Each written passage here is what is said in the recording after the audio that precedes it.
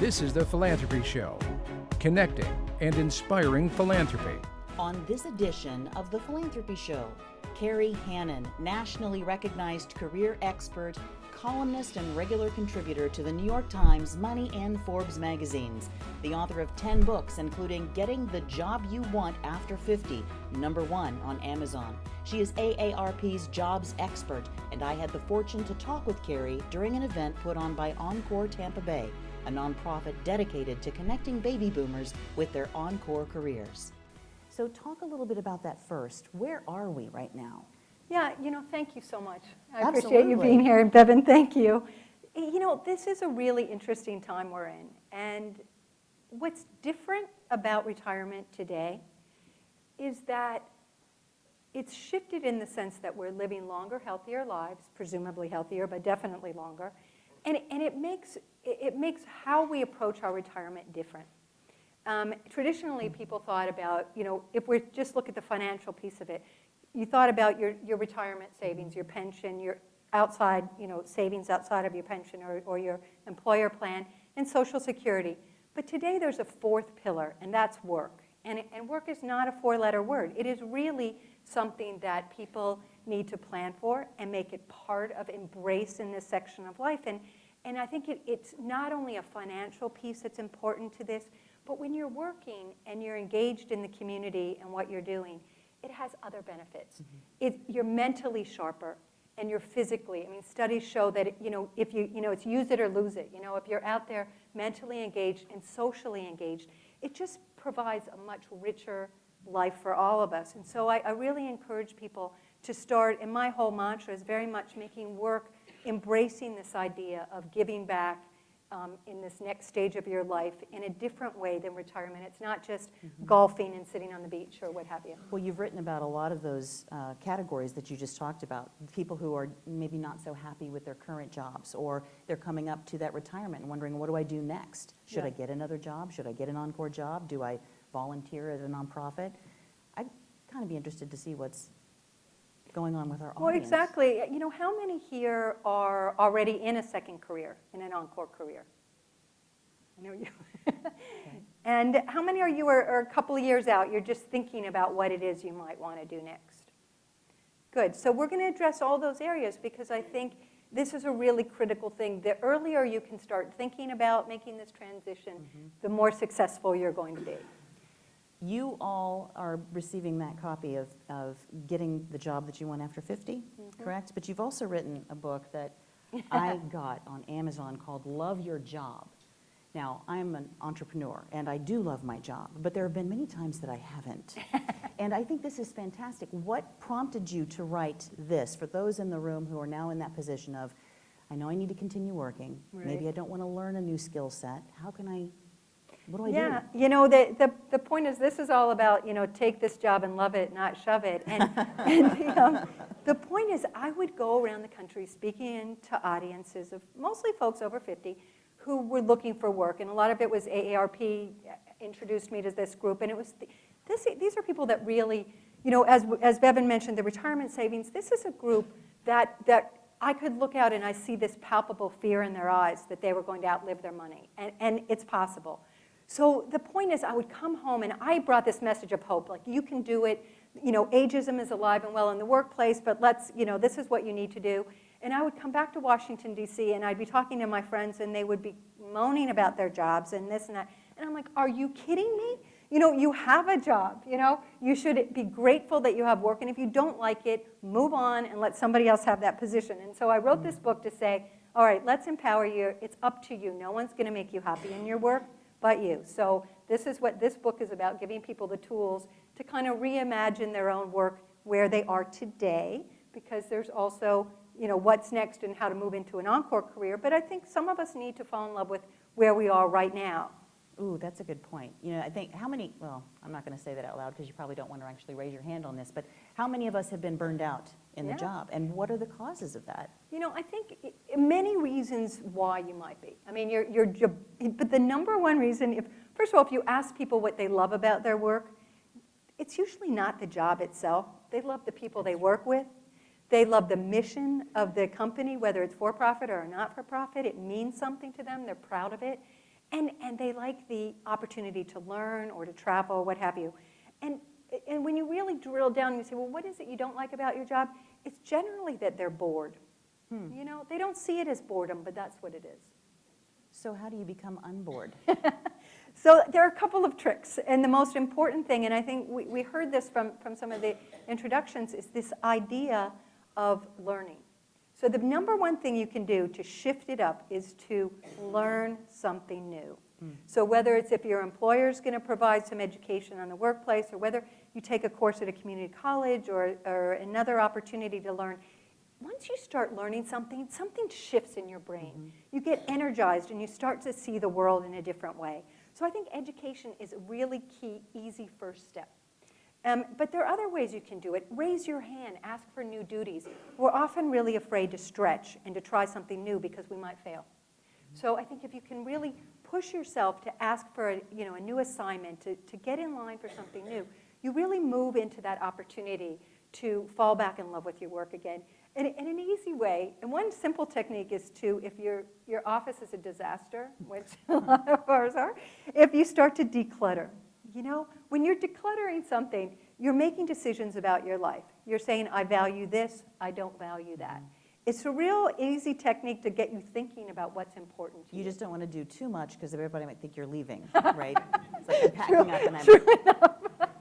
But it's critical. But there are ways also to find joy around the edges of your job. And it's often through volunteering at work, because you're networking, you're doing stuff. And I'll tell you, a lot of the people that are doing those volunteer projects are higher ups at your company who are doing it that may help you move into some new assignments as well. But it's also building this camaraderie or finding something outside of the workplace that you do with your colleagues, whether it's an a cappella group at NIH. They have this in Washington. They're a wonderful a cappella group that they go around to nursing homes and assisted living and do performances. But it's coworkers doing something outside the workplace together. It's not just the task of the job that you're doing. No, it's creating a everything culture around it. within, with the people that you're working Yep. with. So what if you've tried that, and maybe some folks are nodding and saying, yes, but when do you know it's time to move to something else? Yeah, I think, and the one other piece about finding love at your job, again, too, is often this idea of flexible work and having the ability, as we get older, we want autonomy.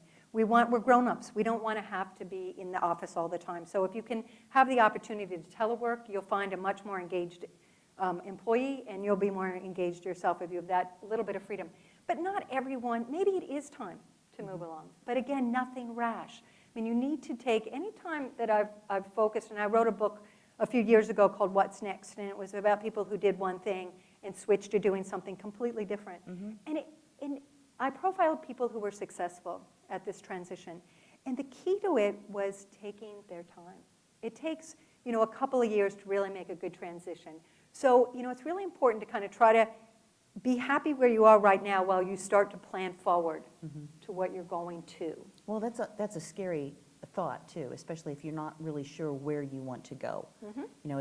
Getting the job you want after 50 is also trying to pinpoint, what do I want? What do you want to do? How can you start to think about that? And, something that really terrifies people is that people always used to throw around this word passion, do what you're passionate about. Well, some people are terrified that they don't have any passions. They're like, what is it? So what you really need to do is pause and do nothing rash, as I said before, and do some soul searching. What is it you might want to do? And you don't need to go back and get a master's degree necessarily, but take a course. Something interests you. Okay, I'll take a course in this, and I'll see if that's really the path I want to go on. And you just take baby steps. You start networking by reaching out and talking to people who do things that interest you, and find out what it's all about. Have a coffee date and so forth. So it's reaching out, and I love, often people will have this idea that they have something really dreamy that they've always wanted to do, and that's what they're going to go to. But you really need to do the job first. And so if you can moonlight on the side or do a little volunteering in an area that interests you, then you get a sampling of whether it's something you truly want to do. And a friend of mine was taking, she actually took an early retirement package. She was a corporate attorney in Washington and had been a lobbyist as well. And Bev absolutely is the most amazing gardener. And so she said, that's what I'm going to do. I'm going to become a landscape designer. Wow. And so that was going to be her encore, was she was going to become a landscape designer. And she got out in the garden, and she was miserable. You know? She was so miserable because it was lonely, and she's a people person. And she realized that the gardening was her respite. That was her place to get away to. But when it became her job, it was just completely not what she wanted. So she was able to shift. But I mean, it's a perfect thing is don't ruin your hobby, or don't ruin, by taking that opportunity to build it out in small stages. That makes a lot of sense, though. At least test the waters, see if it's something you'd like. And in the meantime, something that I really love about Kerry's writing is how she really threads through all of her writing. It's not just factual, scientific, this is what you need to do, step 1, step 2, but it's about interpersonal work as well. And at the very beginning of this book, you write about your dog, Xena, and how if you could how many of you have dogs? Or cats even sometimes have this behavior. But every day is a great day, right? Every day, everything, unless they get in trouble. But they're happy again as soon as you pet them and say, yay, you're a good dog again. And so I created a little thing called Live Like Reno, because we have a new little Yorkie. And I love that energy. Yep. How can you apply that in you talk about a method that you think you call hover. Hover? Yeah. Talk about that a little bit. Yeah, and hover it's just an acronym I came up with. And actually on Life Reimagined, if you go to their site, I have a little workshop on thinking about hover. But what it stands for is hope, optimism, value, enthusiasm, and resilience. And those are sort of these ingredients that sort of help us navigate what we're going to go forward to. And it gives you, this opportunity to think about what is it that I value about myself? What kind of work do I want to go to? And you have to bring a certain enthusiasm. You have to be resilient. And I think most of us have these tools already. It's just focusing on how do we bring these into our next act together. Say that again, because I saw several people writing them down. So it's hover. So H is hope. O is optimism. V is value. We want to value ourselves. E is enthusiasm. And R is resilience. And they're really all these ingredients that really make us who we are in our next chapter. That's wonderful. As an older worker going through the interview process, how do you differentiate yourself? The biggest selling point for an older worker is that you can step in and get the job done now. An employer is looking for someone who can solve their problem right now, that they don't have to pay to ramp up someone's skills, to train them to get to the point where they can actually solve their problem. So you need to bring that confidence and that sort of mojo to your interview. You don't want to be a know-it-all, you don't want to be condescending, but you certainly want to act like an experienced consultant who is in to solve their problem. What are some specific selling points for older workers versus younger ones? An older worker is more loyal. You're going to have less turnover. They tend to stay where they are. They're not job jumping around and so forth. They're at a point in their careers where they really, want to stay put and contribute to one organization. So in many ways that can save you money because you don't have that concern of the constant turnover sort of thing. Studies have repeatedly shown that an older worker is more engaged in their work, and that makes them more productive ultimately. And an older worker often brings sort of a ballast to a workplace. Some people like to have grown-ups in there who can really bring this sort of sense of, I've been there, I've done this, we can solve this problem now, and so forth. Great, thanks, Kerry. It's said that a habit can be built in 3 weeks, so we've added a 4th week to anchor the experience. Over 28 days, you will do 28 different exercises designed to generate a greater awareness of all the good in your life. It might be within you, the value of other people, the blessings in your work, home, family, the good you're having flowing in your material life. Gratitude works in every area of our lives, and its benefits start immediately. We all have different areas that are easier for us to be more grateful for, and we have areas in our lives that sometimes we struggle to find any good. These exercises in this course are designed to cover a wide array of these areas, to give us practice in them all. And if you find that some are particularly challenging, be grateful. You've just discovered an area of potential growth. See how this works? So we will preview the exercises in short 2 to 3 minute videos to explain the intention behind each exercise and what each exercise can do to help change your life, create more peace, bring more joy, richer experiences, more meaningful relationships, and countless untold blessings into each and every day. Each day has a workout sheet in the resource section that you can download and print for the 28-day workout. To really benefit from this course, make it a personal commitment. Only you can benefit or not from being true to your daily exercises. Are you ready to unleash the power of gratitude in your life? Enroll today in the 28-day gratitude workout and start practicing exercises that make every day count.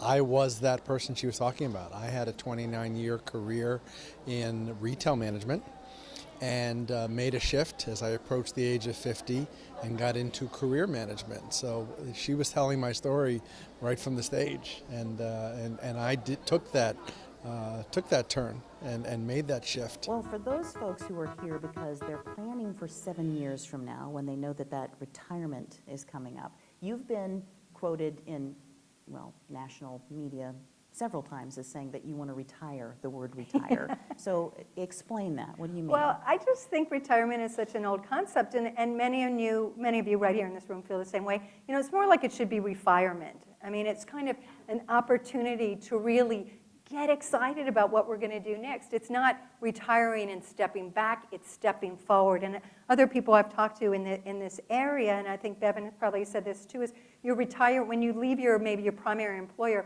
you're retiring to something, you're not retiring from something. And it's really important to focus on the future and the possibilities of it. And one thing I believe a lot of people get caught up in is this whole word of, well, I have this. You know, if you're 50 or 55, you have at least, and even if you're 60, you've got a good 15 years ahead of you that you can really make an impact on this world and in your own world. And people often think they need to reinvent themselves in some way. I have to become somebody new. And, you know, and that's simply not the case. I mean, I see it as, you know, you're really redeploying the skills that you already have. Yes, you need to keep that lifelong learning. You may have to add new skills to move into the area you want to. But there's this wonderful guy I met when I was doing my book, What's Next, and he retired from the Navy. And Don Covington, he had mandatory retirement. And Don, ever since he was a little kid, Don absolutely loved the circus. And he would go wherever he was deployed with the Navy to the circus, wherever he went. He always went to the circus. But when he left the Navy, he could have, you know, flown a commercial aircraft. He could have gone to work for a defense contractor. He was really this. But you know what? Don ran away with the circus. And his wife, who was a nurse, she became a wardrobe manager for the circus. He went to work for the Big Apple Circus, which is a small circus that runs up and down the East Coast. And it's a nonprofit, and they do great things for kids in hospitals and so forth. But he became the company manager with a troupe of 150 going up and down. And I said, oh, come on, Don, you know, this is quite the jump for you. You know, and he goes, Kerry, tell you the truth. The military and the circus aren't that different.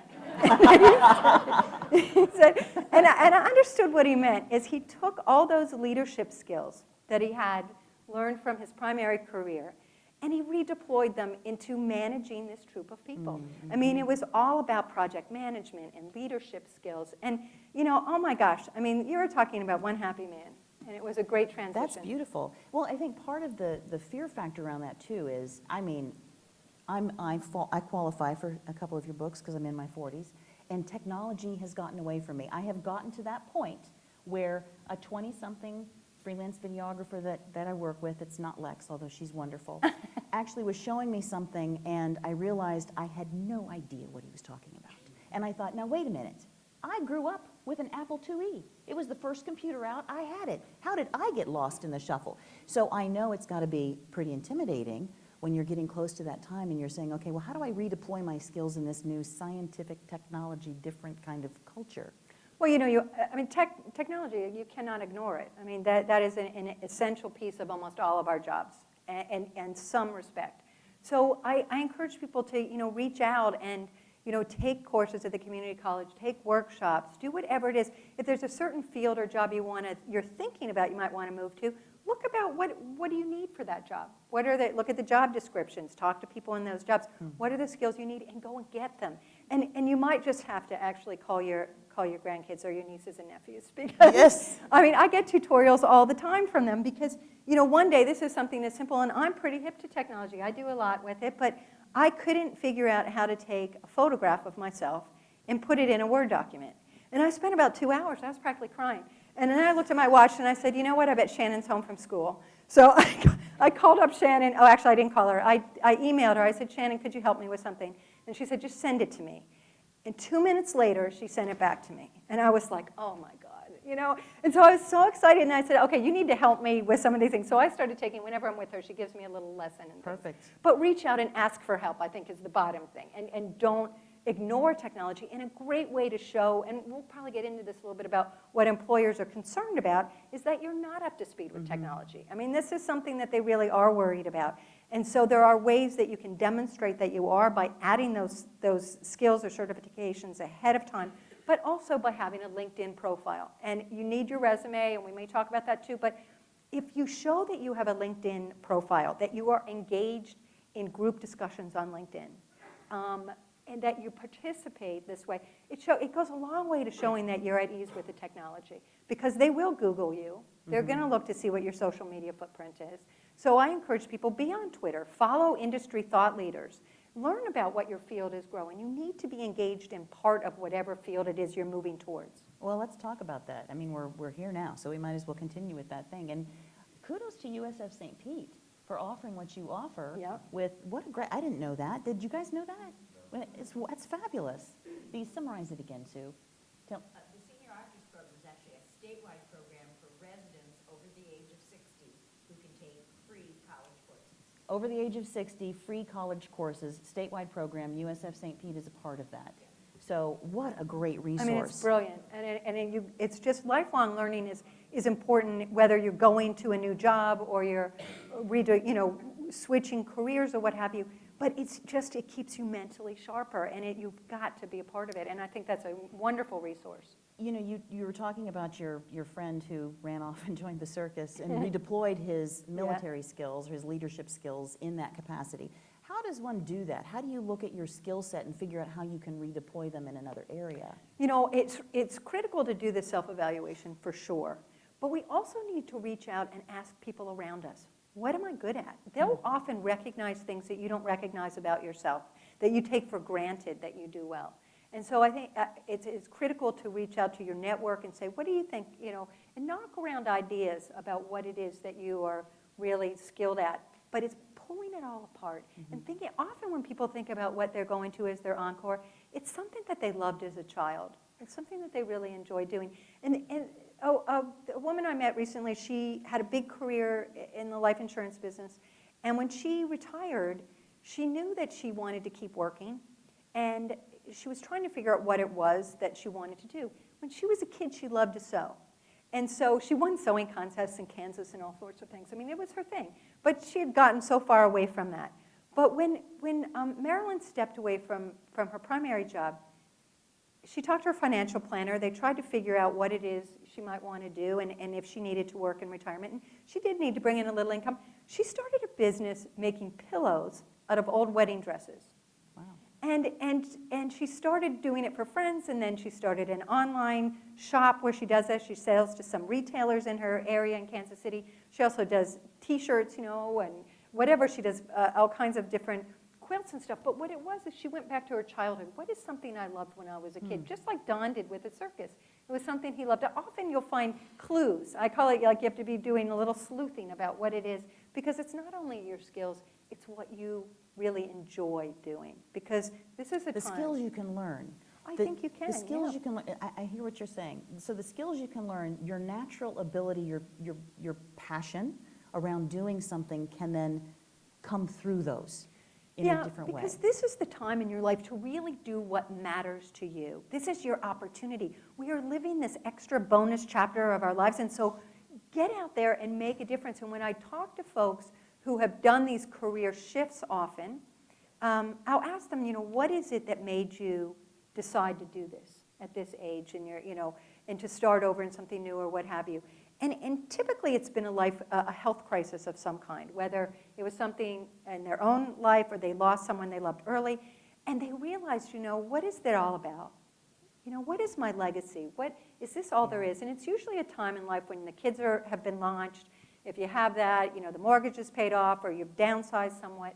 This is your time to really think about you want to, what is it that you can do to make an impact on the world around us? I think we all have that inkling. Mm-hmm. So whether it's a for-profit job or a not-for-profit, it's having a mission that makes a difference. And it gets you up in the morning. Do I love that you just said that, too. I had that conversation with my mother, who upon her decision to retire from a lifelong career of laboratory medicine, and she taught the medical students who would come in. She was trying to figure out what she could do, and she loved recording music from her computer. And I said, why don't you look at Apple, the computer store? And she said, oh, they'd never want me. I'm 68. There's no way they'd ever want me. And she went and she became one of the top sales reps in the Tampa Bay store. I just love it. Yeah, because people would come in, boomers would walk in, Yep. and instead of going to the teenager who would say, what kind of megabit hard drive, da-da-da-da-da, they'd say, come over to talk to Carol, and then she could speak to it, and she could train them, and she loved training. And She had don't a you love ball Apple doing for it. welcoming older workers? Absolutely. I mean, I think that is a message that should resonate through employers across the line, because there is this connection with the older, with the aging population. We're out there, and we want to talk to somebody who speaks our language. LinkedIn can be kind of intimidating for some people. Do you have any tips to make it easier? LinkedIn is the professional network. There's just no getting around that. And anyone who's job hunting today, in practically any field, I mean, certainly there are some that don't need it, but I find it to be really your living, breathing resume. And it's so great because you can showcase yourself in so many different ways. Recruiters really are looking through these LinkedIn profiles to find candidates. So what you need to do is have a good professional photo that shows you're vibrant and energetic and so forth. You need a nice snapshot of who you are. What is it that you do? And if you're not sure what to put right below your name there, you look around at other people in your industry and see what they're using to identify themselves. In your summary, you can have a really nice conversational tone. It's not like your resume, because this isn't stilted. This is a breathing thing about who I am, what I do, and you can really express what it is that makes you stand out in the crowd. I love LinkedIn also because you can showcase videos, PowerPoint presentations you've done. Also, it's a wonderful networking thing. You can get involved in groups, and I encourage everyone to find industry groups that you can participate in. And I think it's a wonderful way to sort of expand who you are as a professional, but also it is your calling card. And it is the first thing someone's going to look at is who you are to find out about yourself.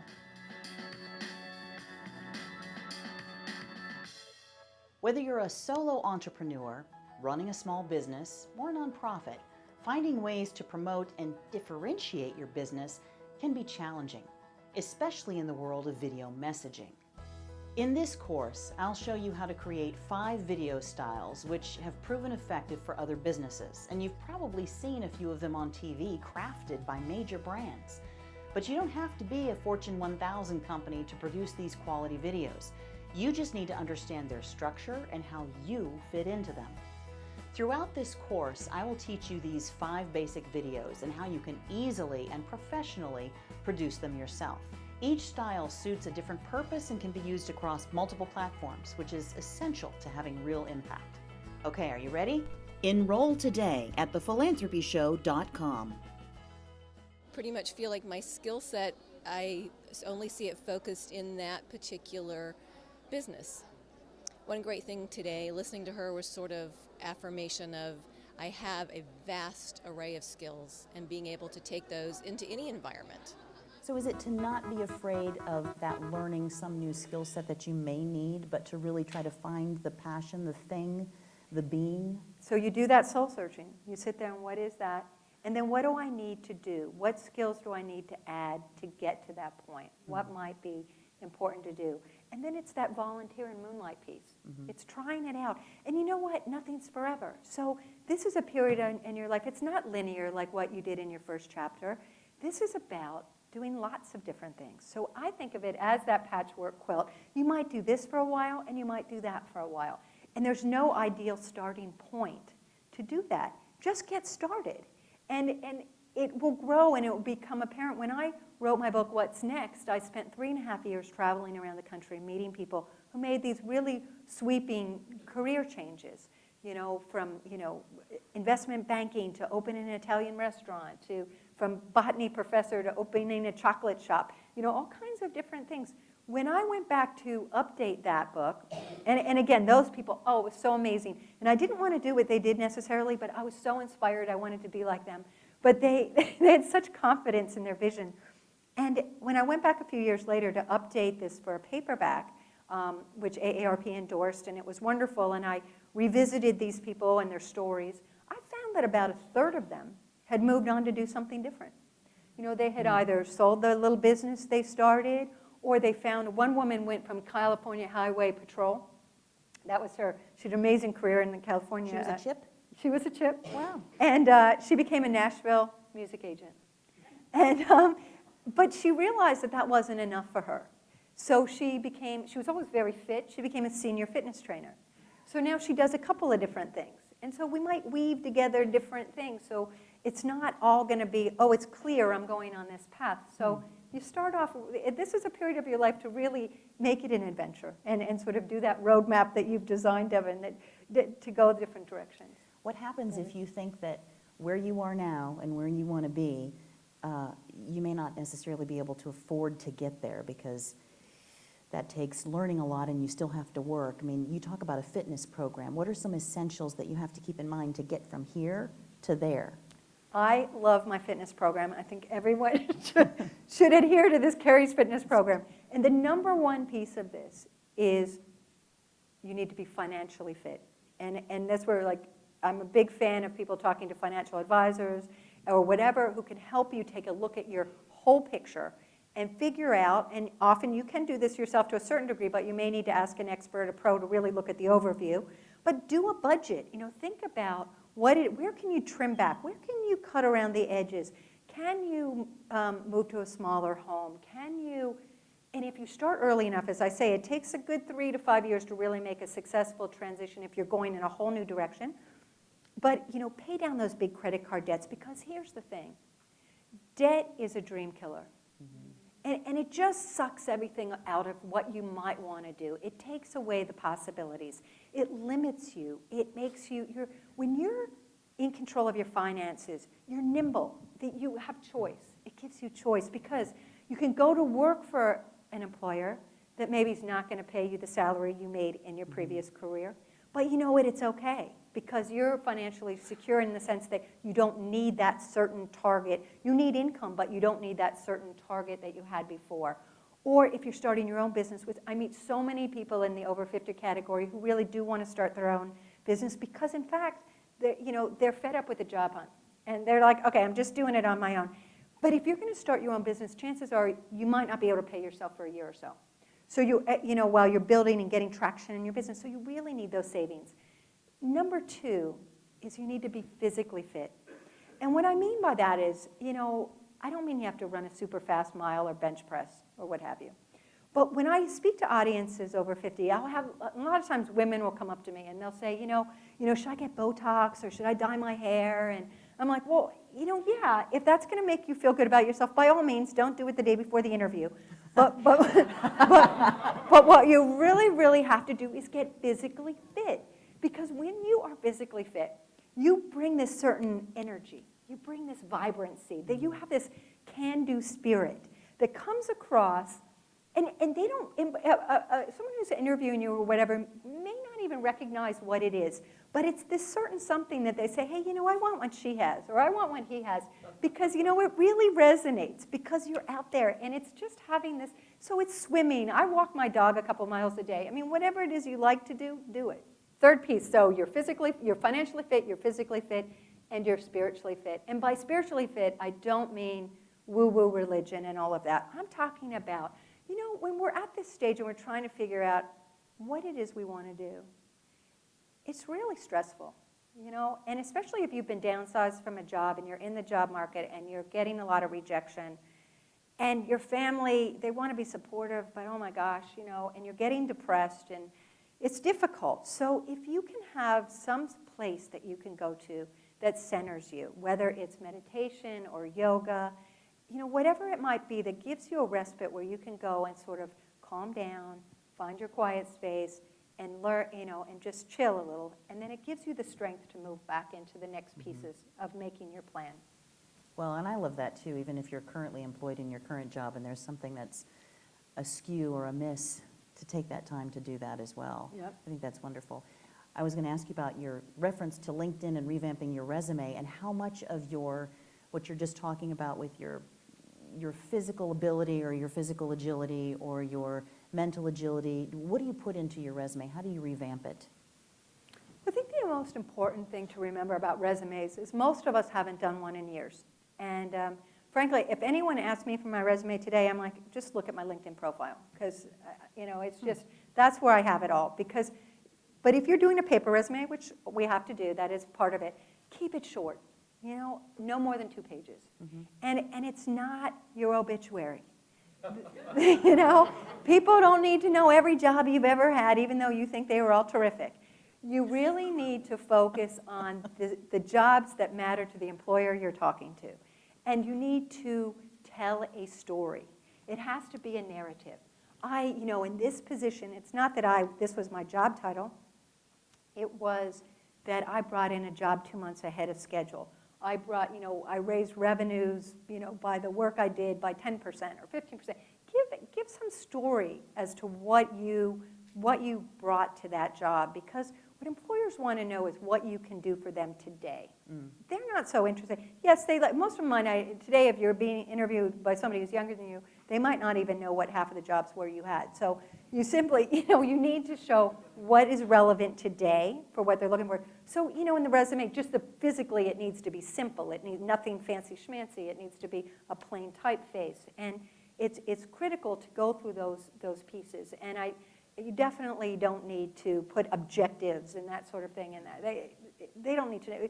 It's very clear. You want a summary of why you're fabulous, lots of action words and so forth. But the LinkedIn piece is huge, because they want you to be able to show that. And if you have your LinkedIn, I love my LinkedIn profile, because you can show all sorts of facets of your personality that you can't show on a paper resume. And you can have, if you have PowerPoint presentations you've done, or videos, or if you volunteer somewhere. A lot of, I'd say 90% of recruiters are looking on LinkedIn to find their jobs and find their employees and bring people into that. So it's a rich source of that, but also you can have with your LinkedIn profile, you can see a job you might be interested in, and you can find out who in your network works there.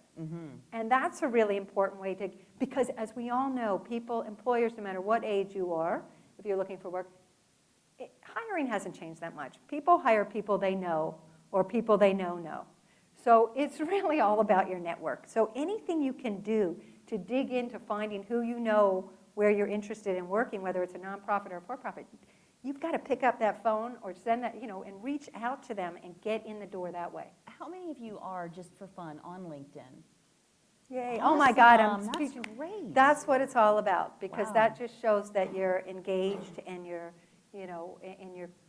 in your field. And also, it's a great way to learn about our fields. I mean, I know I love being involved in different chat groups and discussions and so forth and that. But I get work still from on Facebook, people that were friends of mine from high school or people I worked with 20 years ago are calling me and asking me to do work for them because they've seen me on Facebook. I'm like, what? So, I mean, you feel like you know each other. It's changed the way that we communicate. Yeah. How many of you now are going to go back to your LinkedIn profile and see how you can enhance it? But that's the fun is you can change it all the time, I love it. It's organic. You can constantly put in new things and take things out. Does this sound familiar? Do your friends and family keep telling you, get on Facebook?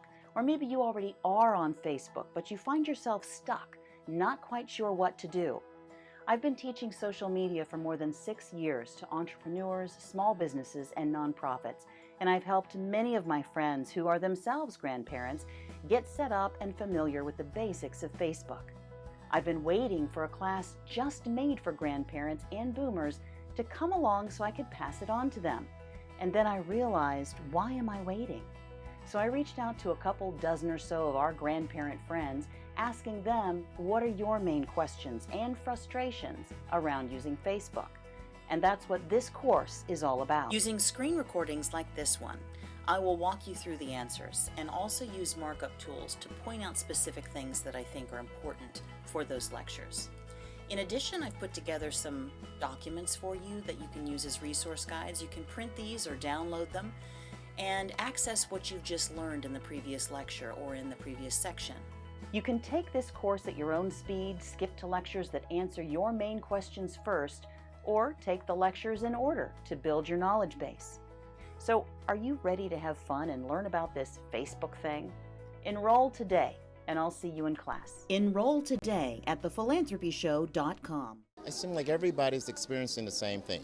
Doesn't matter what line of work they're in, they want more. No one is ready to retire and give it up. You know, as you all stated, the average person is thinking about working well beyond 60, and I'm no different. So seeing other people out here in the same boat as it was very refreshing. So I really enjoyed it. I wanted to kind of switch into a gear because I was getting there when I asked you the resume question about the physical fitness and whatnot. And I know that this has been a worry from some of my friends who were approaching their Encore years and looking to get a job, and that is facing the potential of ageism or some kind of discrimination because of their age during an interview or even in employment. What's your advice around that? Well, you know, I'm not going to sugarcoat it. I mean, ageism is alive and well in the workplace. And whatever you're looking for, whether it's a part-time job or full-time job, it's out there. And the basic things, you know, that are challenges that employers are concerned about are that, and we've talked about a little bit of this before, you know, that you're not up for the job, that you don't have the stamina or the energy. You know, they kind of see your expiration date. And so it's not, you know, it's not that sort of, and the second piece is they worry that you aren't up to speed with technology, that you're not going to be comfortable with that technology. They worry that, and this is real, that you're too expensive and that they can't afford your salary and that you're going to want more, your salary expectations are out of line for what they want to pay, and they can get someone younger to do the job, or that your health benefits are going to be expensive. And they worry that you're not going to play nicely with the other kids. And by that I mean, you know, that you're not going to work nicely with a younger boss, perhaps. So, you know, it's a culture thing. You know, will you fit in? Often you won't get the job because it's nothing wrong with you. It's your credentials, but you just don't fit in. And that's harder to get at. But these are concerns that, you know what, in fact, they're not always wrong. There are, you know, it's an individual by individual situation. I mean, some people do fall into some of those categories. Or they don't want to learn new things. They don't want new ways of doing things. But there are ways that we can fight back. But you must be aware of them. It's without question. I mean, people judge a book by its cover. And so when I tell you about being physically fit, I mean that. Because, and whether it's you know, you have to have the clothes or the specs or whatever it is to look current, it is important. You talk about culture, and it makes me think again about a conversation that I had with Bevan on the show, and that was that here we have 70 million plus baby boomers who are in that, I know she doesn't like the word retirement, but I don't know what else to call it, age group. This next chapter. The next chapter. Thank you, Kerry. And then we have 70 million plus millennials who are coming in, and in between there are what, 30, 40 million Gen Xers, which is me, I guess. So we have to find a way in the workplace to work interculturally, whatever that looks like. And if that means being able to, how do you do that then? How do you willingly adapt to learning new things in a different way? You know, it really comes down to respect. You know, I do see a lot of older workers or experienced workers who are sort of condescending towards the younger workers. You know, they've always done it right, they know how to do it, and they cop an attitude. And they even do when they're interviewing with somebody who's younger than them. That's, you know, so it's an attitude. It comes down to attitude. You have to respect the younger person in the workplace as much as you want them to respect you. So it's a two-way street right there. And you need mentoring. And I think it's reverse mentoring. In many sense, you reach out to them and say, hey, you know, I want some help learning about technology, or, you know, this new system we just put in. Ask them if they'll spend a little time sitting with you and working through it. And conversely, you mentor them back. There's a nice synergy there. If you can, and often employers will help set the stage for this, but often you have to be proactive and do it yourself. But I see huge opportunities for the two working together. And when I talk about entrepreneurship, which I think senior entrepreneurship, I get really excited about it because it's a great opportunity to sort of hang out your own shingle if you're hardwired for it. Not everyone is hardwired to do their own thing.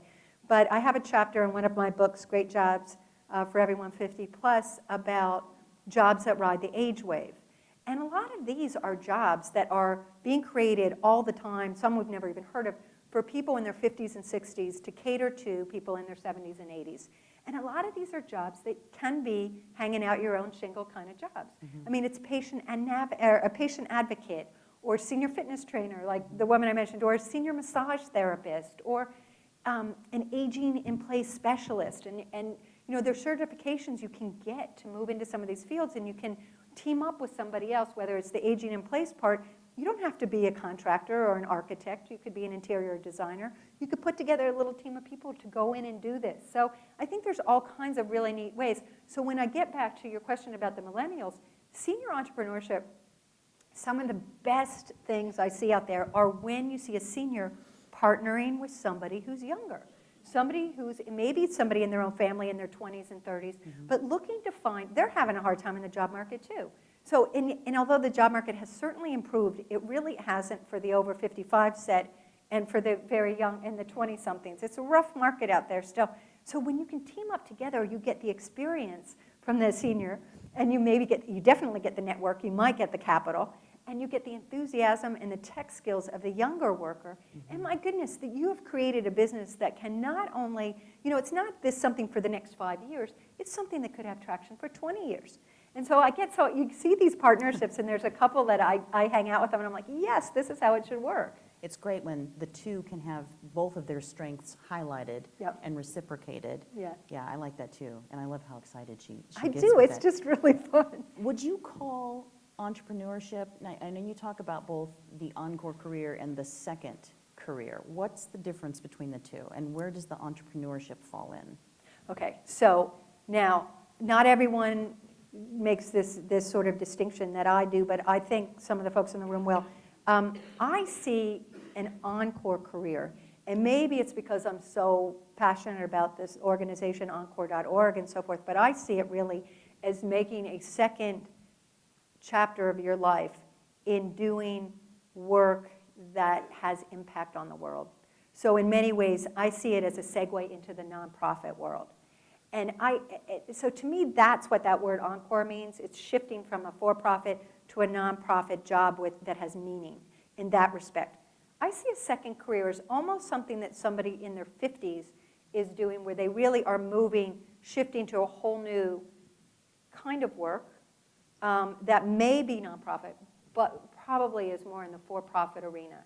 So it's starting a business and doing that sort of thing, maybe or just plain shifting to doing something different.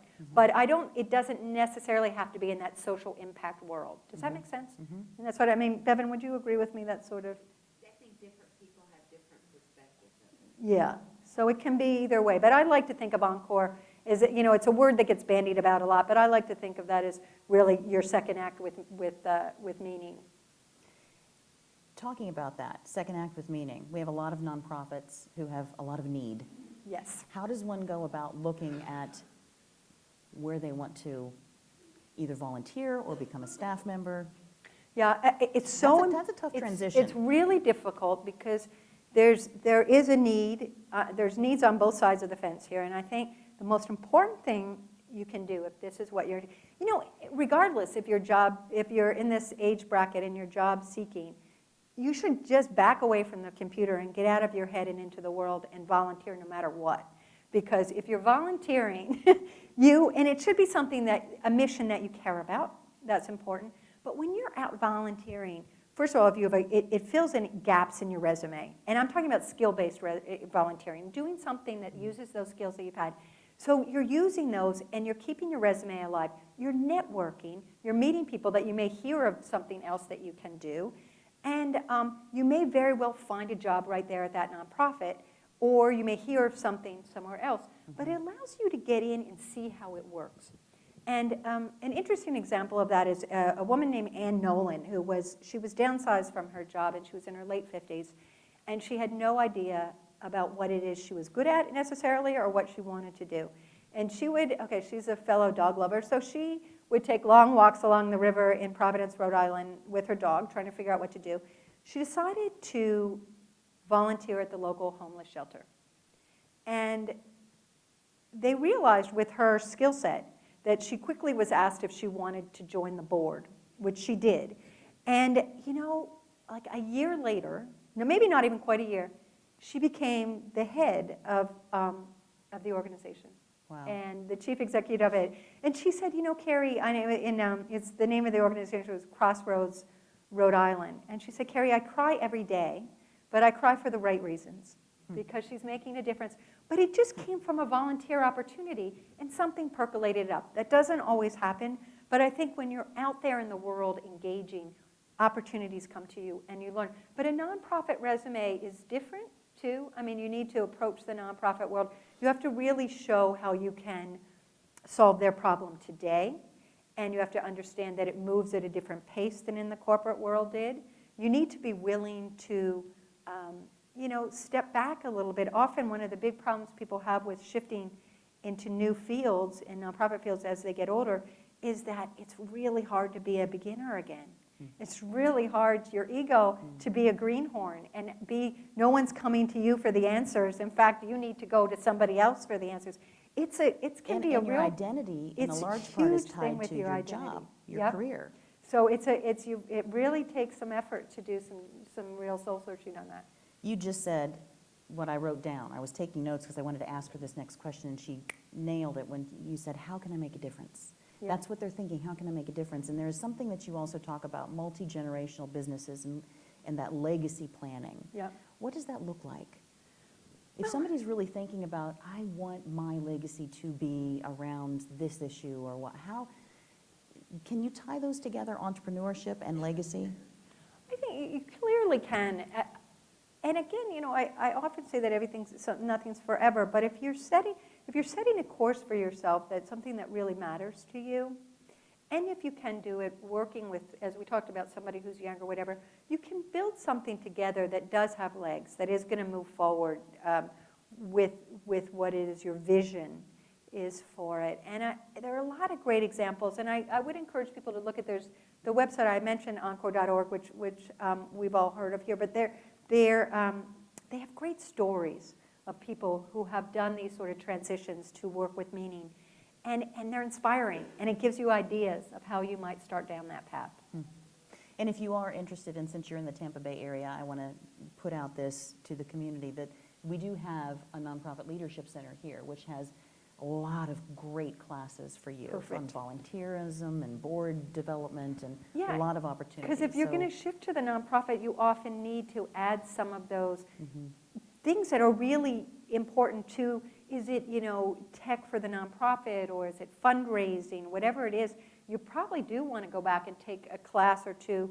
A lot of the universities and what you just mentioned here, there's classes you can take that help you build those niches of what those jobs need, and so you can really market yourself to do that. If you were in marketing in your previous career and everyone needs people who can do fundraising and that sort of thing, or whatever it may be. But that's a great resource. I'm glad you brought that up. Oh, wonderful. And so I want to, because I know we're getting into our hour when we're going to be networking and connecting and exploring those potential passions that you have. What are some final messages that you have for this group? I think the most important thing is to believe in yourself. And it sounds really trite, but it's so true. You have to have this inner confidence that, in fact, you do have something to offer. We've lived these wonderful, decades of doing absolutely wonderful, interesting things. We're constantly learning. Know that you have something to contribute, and take the time. Don't do anything rash. You can really do a little at a time. It's just picking up the phone. I say do something, one thing every day to move the ball forward to where it is you want to go. And you will find more will be revealed. And you may start here and then you go here. There's not a straight path to what it is that's going to build out this rewarding chapter in your life, but it is going to be rewarding. And so I think those are the things that you need to take away with you. And And a lot of us really do need to continue to earn some money sort of to stave off, whether it's a full career, second career or not, but to stave off dipping into those retirement plans. Maybe you can still contribute to retirement plans, push back taking Social Security so that you get that little 7% bump each year. These are important things. If you can build financial security by continuing to work longer, you're going to have a much more successful chapter. This chapter in your life is going to be much more productive and successful if you're not worrying about the money piece of it. Amen. And Bevan, I'm going to ask you to come back up. And as I do, I will say, please help us give Kerry Hannon a round of applause. Thank you. Wonderful. Good job.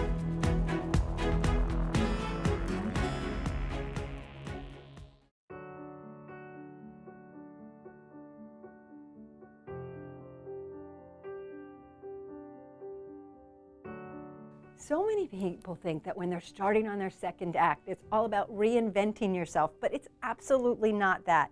Think of it as redeploying the skills that you currently have. You know, communications, fundraising, your tech skills. Look at how those skills can be redeployed into the new field that you want to go into. And if you're looking for nonprofit work, even better. There's a real need for those sort of skill sets, but you need to market them for that certain field. If there's something you think you want to move into, a field that interests you, a mission that you feel strongly about, go and volunteer. Get your foot in the door. See what it's all about. This is a perfect opportunity for them to get to know you a little bit and for you to get to know them. Is this an organization that really fires you up? Because this is your time to do something. There's a real need to reposition your resume.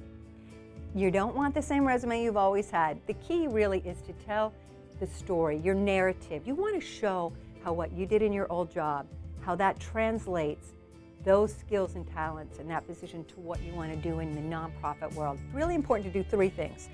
You need to be physically fit, financially fit, and spiritually fit. What I mean by that is if you're physically fit, it goes a long way to fighting ageism. And I don't mean running a super fast mile or pumping, heavy weights or anything. But what it is you have a certain tone, a certain fitness, and what that gives off to an employer is this can-do spirit. It gives you this positive energy. They don't even know what they're necessarily looking at, but it goes a long way to fighting the feeling that you're not up for the job. This goes into the planning process if you give yourself time to negotiate this switch in your career, 3 to 5 years. If you can pay down any of the big debts, downsize the way you live, do a budget. Where can you trim back a little bit? Because when you're financially fit, you're nimble. You don't need a certain salary. And if you're shifting into nonprofit work, I can guarantee you're going to start at a lower salary than you had before. The third piece I say is to be spiritually fit. What I'm talking about here is simply having some sort of meditation program, yoga, whatever it is, kind of centers you. Because as you make this shift in your life, this is a time where you really need to be centered and have a place where you can kind of get away from the stress and really think about what it is you want to do. What kind of impact do you want to have on the world? Go and volunteer. Get your foot in the door. You never know where another job opportunity may come from. If it's not right there, you might meet somebody there. And it also keeps your resume alive. So when you're moving to a new position, if there's a gap between your old job and your new one, this keeps your resume alive and your skills current. So it's a great way to sort of kind of get out of your head and get into the world. What you need to do is really sit back and really do a little soul searching. What is it that you really want to do at this stage in your life? What are the things that you're really good at? The most successful career transitions that I've come across are the ones who have taken at least 3 to 5 years to make that transition. So set yourself a flexible goal in terms of your time that you want to make that move into your new field.